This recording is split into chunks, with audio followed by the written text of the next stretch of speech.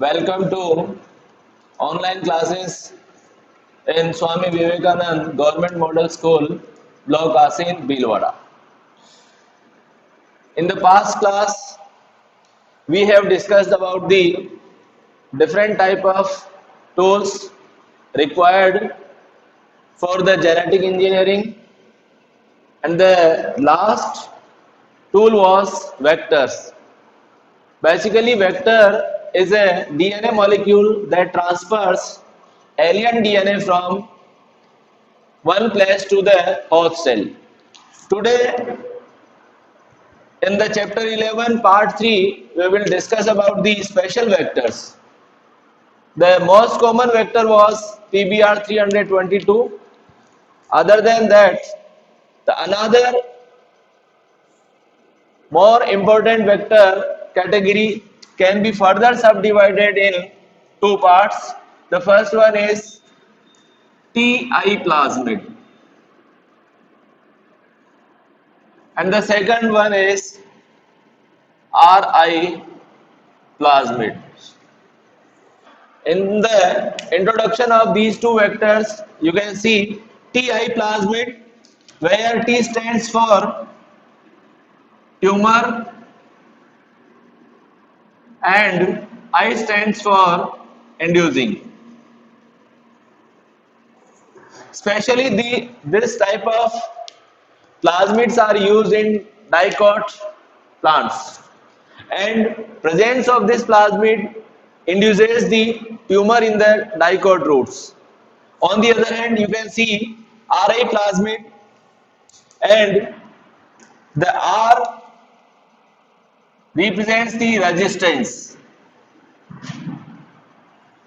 and I means inducing. The presence of this Ri plasmid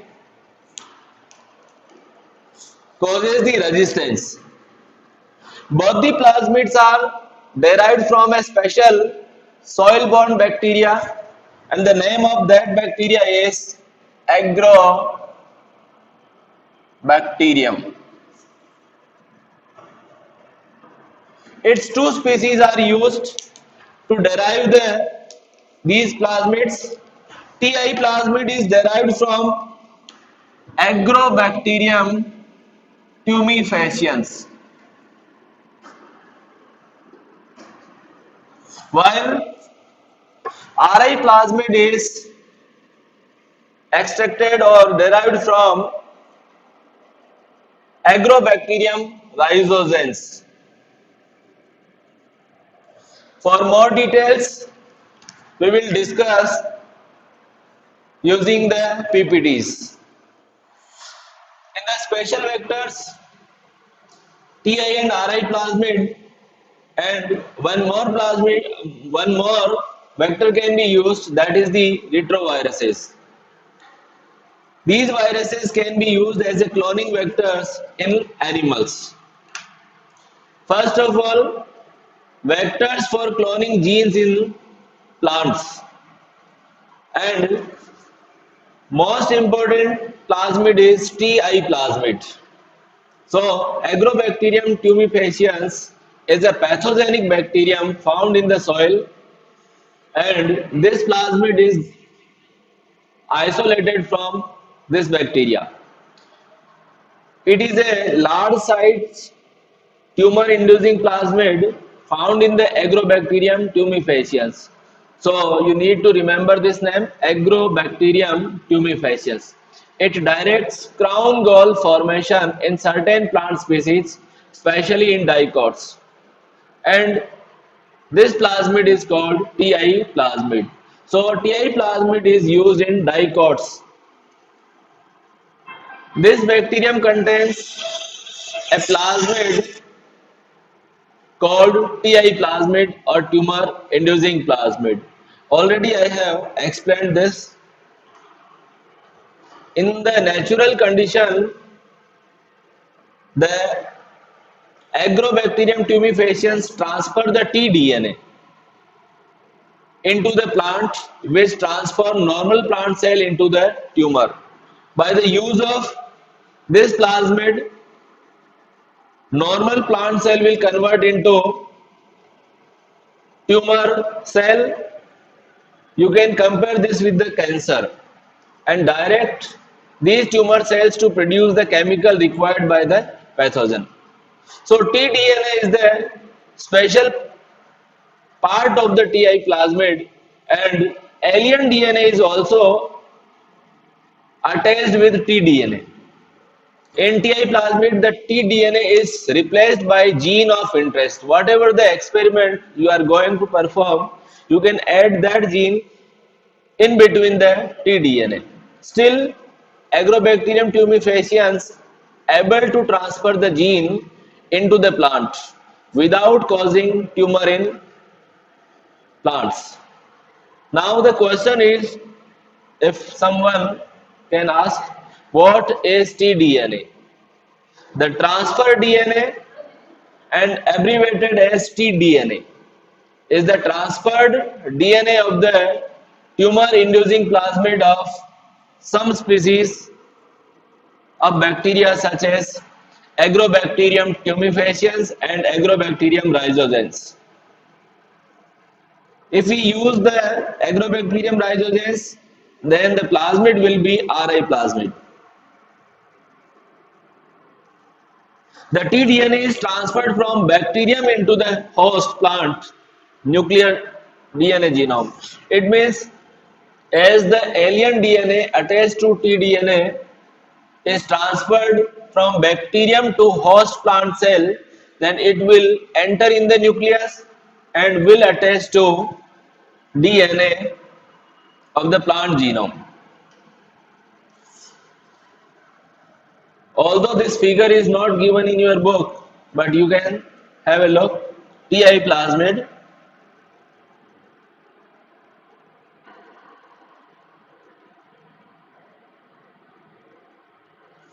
You can see the tDNA region is in between these two arrows, and alien DNA or gene of interest is transferred in between these two. The tDNA contains different types of genes, just auxin forming genes, cytokinin genes, opine forming genes, and others. This Ti plasmid also contain Ori means origin of replication, and Vir gene. You can see the full form of Vir gene is virulence gene.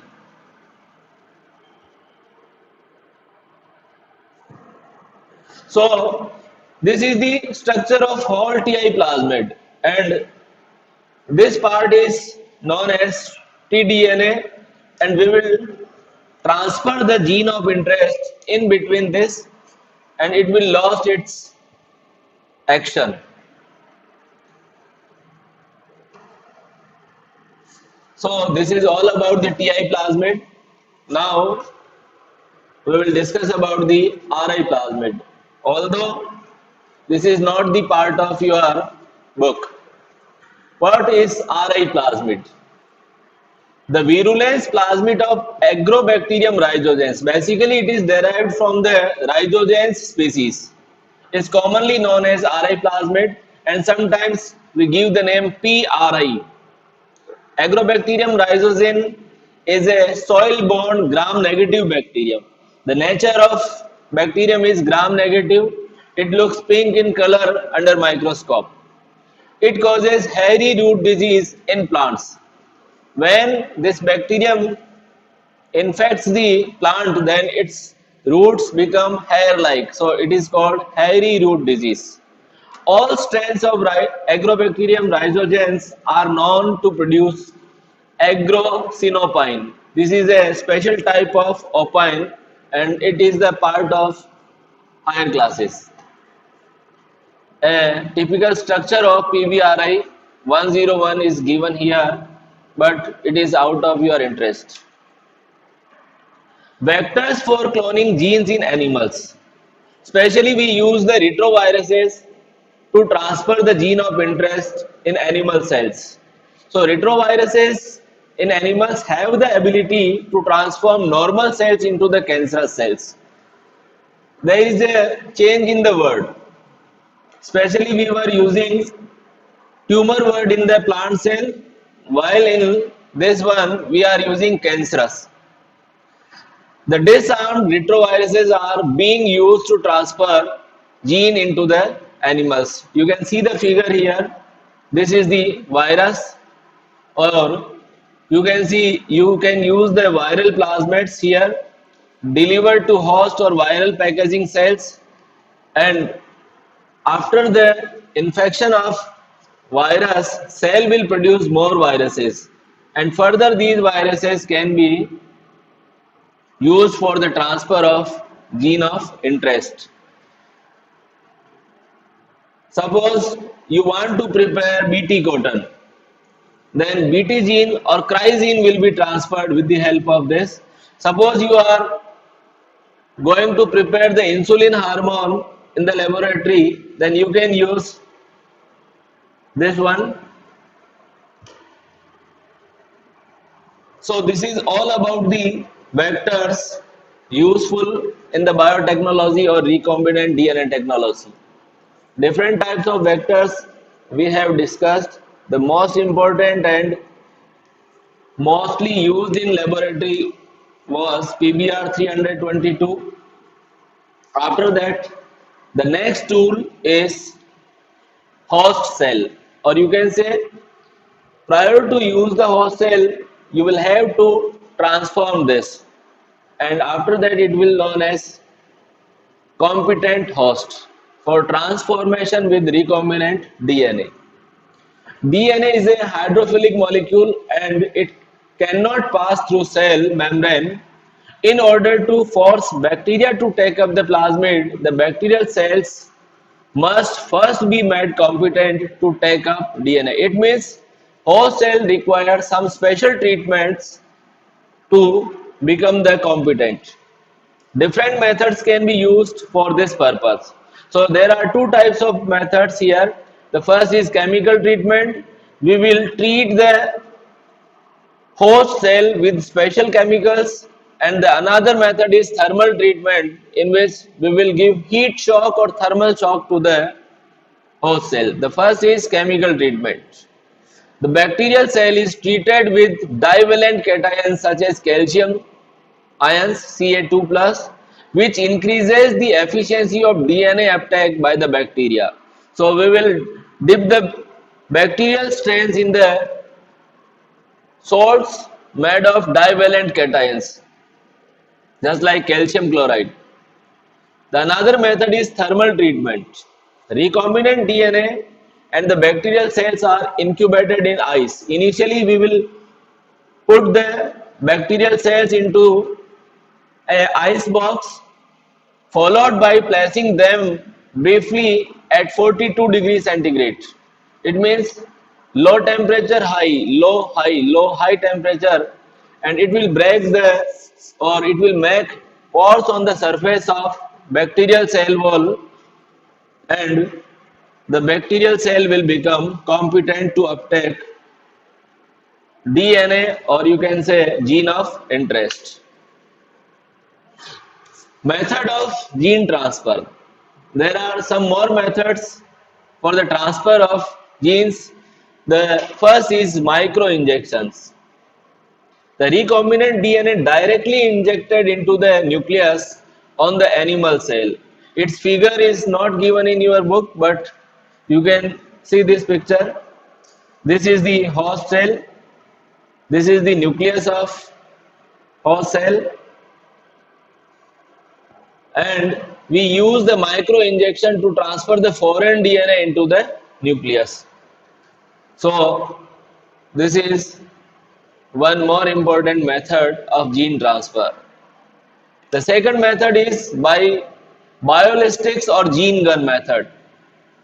In this method, plant cells are bombarded with high velocity microparticles of gold or tungsten coated with DNA in a method known as biolistics or gene gun method.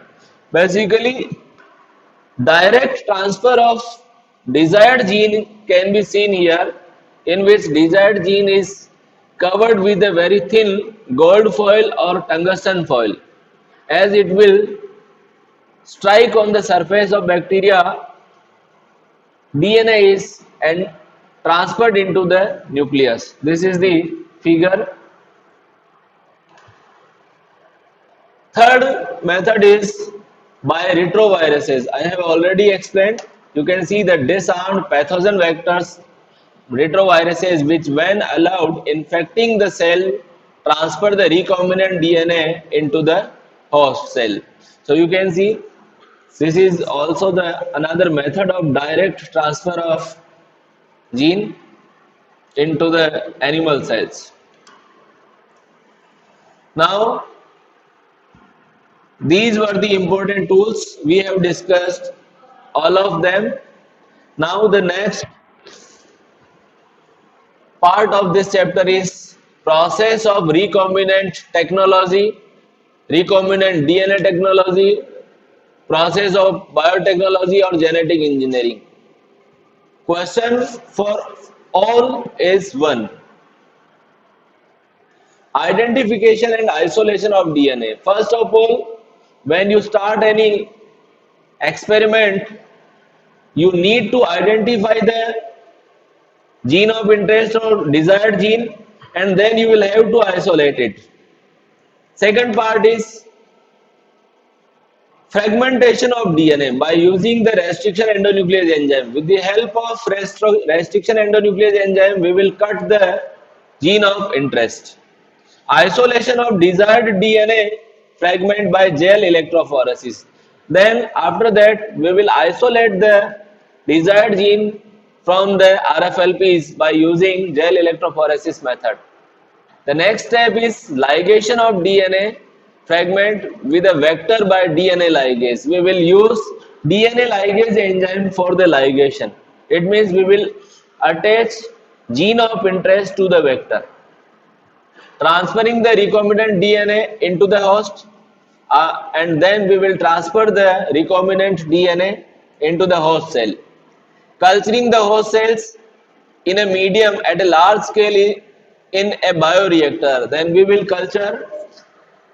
This process is known as multiplication. And finally, extraction of desired product.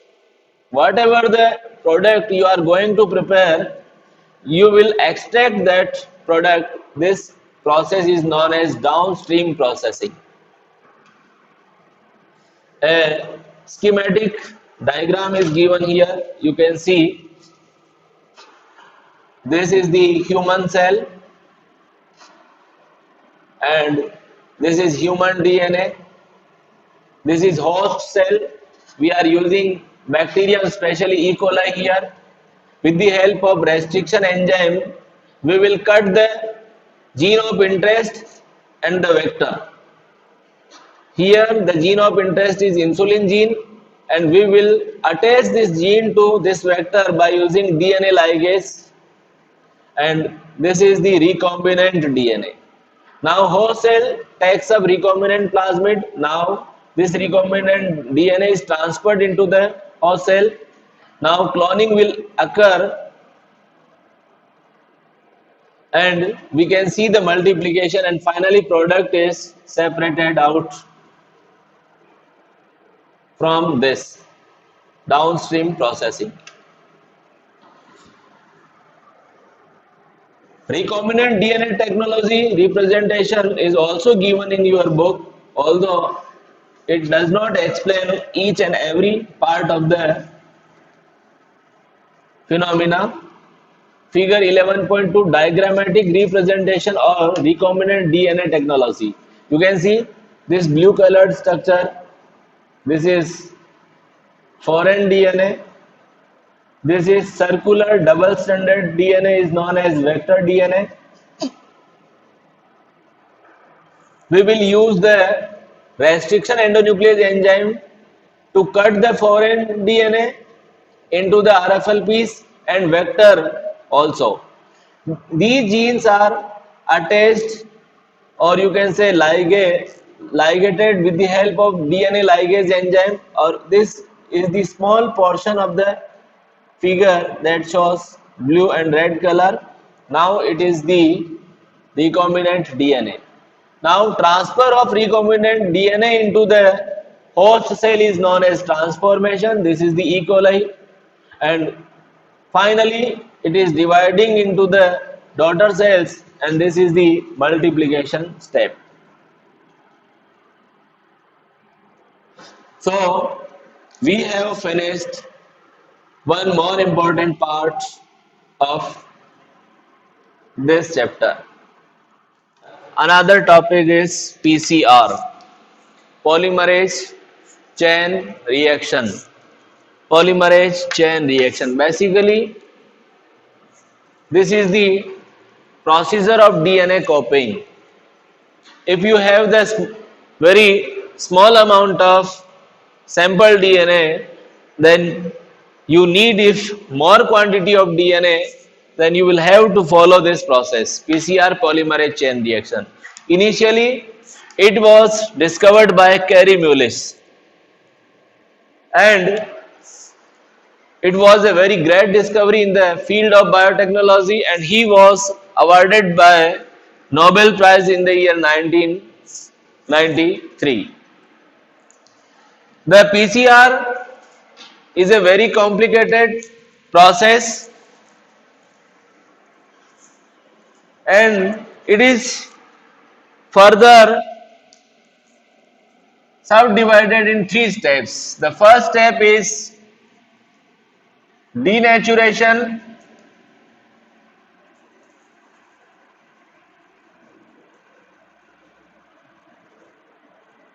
The second step is annealing, and the third step is extension. So in the very first step, what will you see?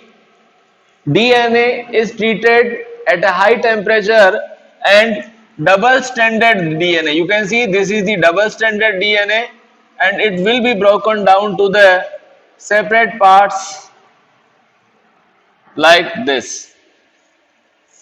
In the annealing process, we will use RNA primer for the initiation of chain, and you can see this was the denatured DNA. Out of that, a small piece of RNA primer will attach, and it will show the extension in the next step. Similarly, this is the upper part of the DNA, and this is lower part of where another primer molecule will help, and it will show the extension. This process is repeated again and again, and for more details of all these steps we will follow the PPTs. Polymerase chain reaction, its full form is polymerase chain reaction. Multiple copy of gene of interest can be synthesized in vitro. This is the perfect definition of PCR. By using the PCR method, we can prepare the many copies of gene of interest in vitro, especially in vitro. You can see this is the laboratory conditions. Special temperature is maintained here. PCR includes following steps, out of which the first step is denaturation, second is annealing, and third is extension. What is denaturation? Double stranded DNA made single stranded. It means conversion of double stranded. You can see the figure here. These are the two lines showing the double stranded DNA. It is also known as template DNA. Each converted into the single stranded. It means the hydrogen bonds of this DNA molecule is broken down, and to complete this step you will have to heat the DNA molecule at 94 degrees centigrade. Each single stranded DNA is called template strand. So this is the parent DNA molecule, and these are the denatured strands of DNA. In the second step, you can see annealing. Two sets of primers, small oligonucleotide chain that are complementary to DNA at 3 prime end of the DNA template added to the medium. So in the process of annealing, we will have to use the primer molecules.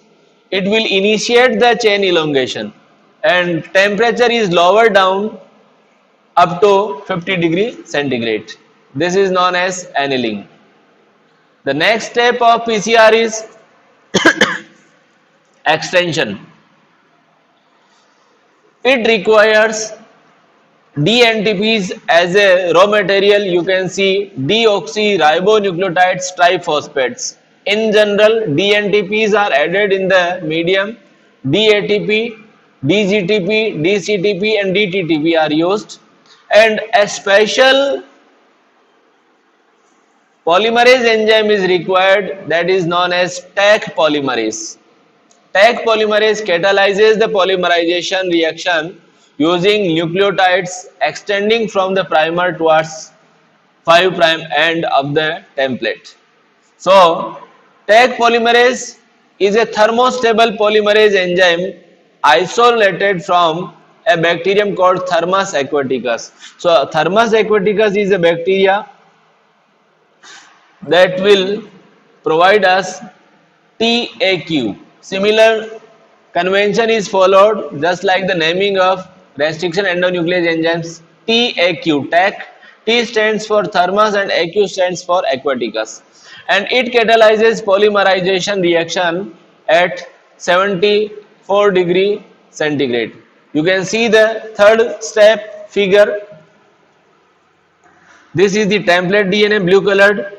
This red colored structure is DNA primase, and these yellow colored structures are the raw material DNTPs. And these green structures are the basically Taq polymerase enzyme.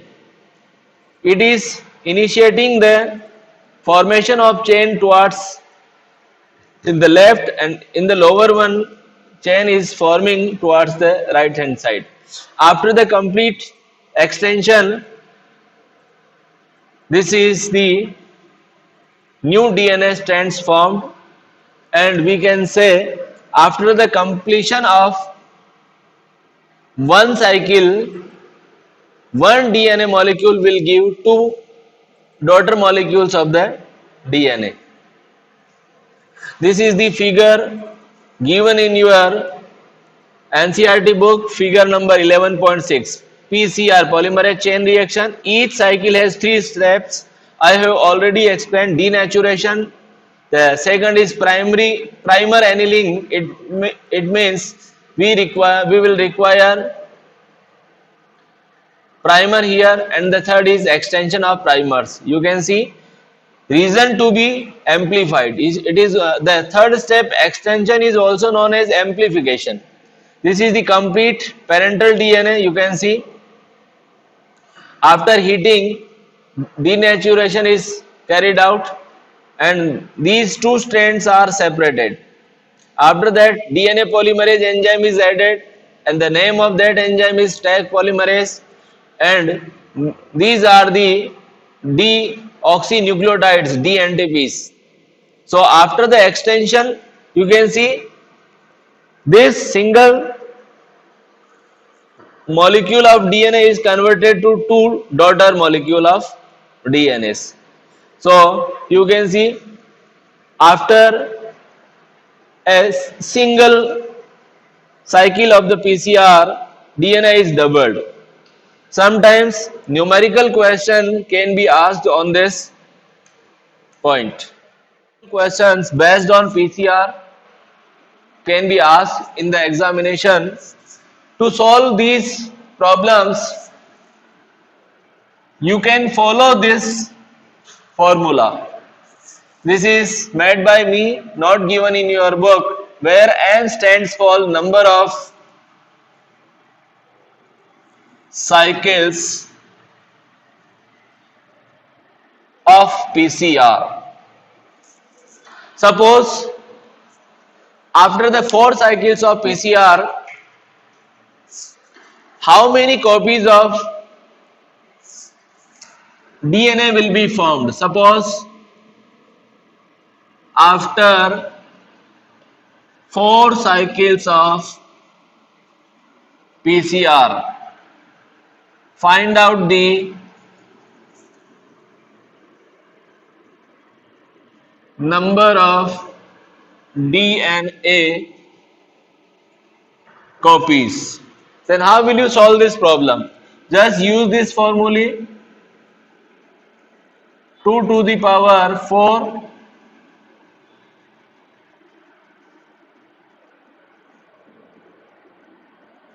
2 to the 4, 4 to the 8, 8 to the 16 DNA molecules will be formed here.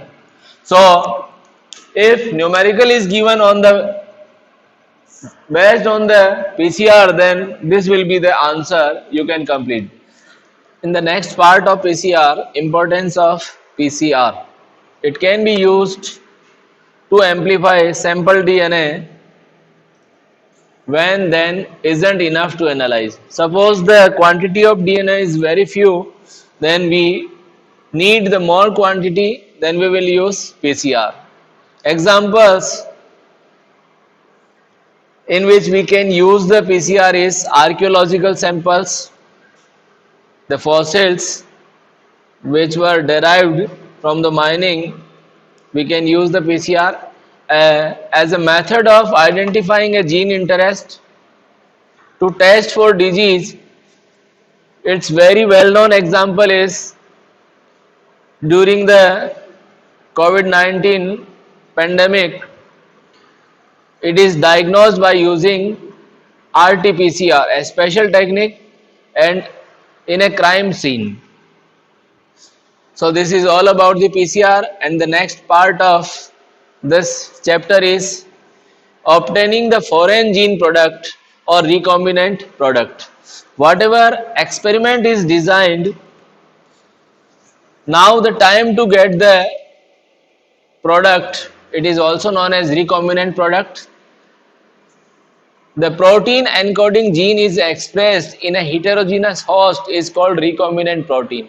Mostly gene expressed its information in the formation of protein or enzymes. The host is cultured in a continuous culture system provided in a bioreactor. Bioreactor is a specific vessel we will discuss in the next part.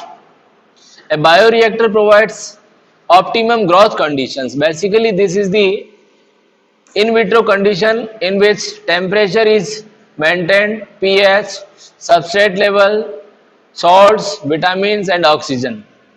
Bioreactor converts the raw material into the specific product, specific enzyme and other products. You can compare the bioreactor if we take the example of our household in which we prepare the curd. What is bioreactor? So a perfect definition is given. A bioreactor refers to any manufactured device or a system that supports a biologically active environment. In one case, a bioreactor is a vessel in which a chemical process is carried out which involves organisms or biochemically active substances derived from such organisms. So you can use the bioreactor in the formation of curd, organic acids, proteins, enzymes and many more other products. There are 6 types of bioreactors can be used in the industries, out of which the example which is given in your book is of the first one, continuous steered tank bioreactors, in which there will be a steerer that will steer the substrate and other chemicals. Second is bubble column bioreactor, airlift bioreactors, fluidized bed bioreactors, packed bed bioreactors and photobioreactors. So first one is important. This is given in your book. This is the figure number 11.1. This is the first figure. This is the simple steered tank bioreactor where you can measure the pressure, you can measure the pH, and as per demand you can add acid or base to change the pH. Steam for sterilization, a motor is given here. Foam beaker, flat bladed impeller, and culture broth. A liquid part which is filled in this vessel is called culture broth, and sterile air is passed from here.